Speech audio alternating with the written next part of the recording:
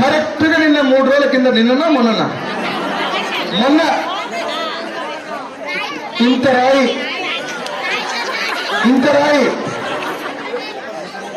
కత్తి నుంచి కాంక్రీట్కి వచ్చింది. కత్తి పోయింది, కాంక్రీట్ రాయి వచ్చింది. ఒక ముఖ్యమంత్రి మీరు ప్రచారం చేస్తూ ఉంటే కరెంటు పోతుందంట.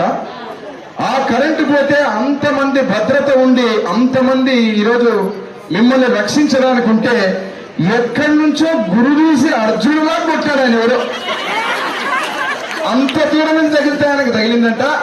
తగిలిన వెంటనే వెనకల ముఖ్యమంత్రి గారికి అంబులెన్స్ లేదు, డాక్టర్లు లేరు.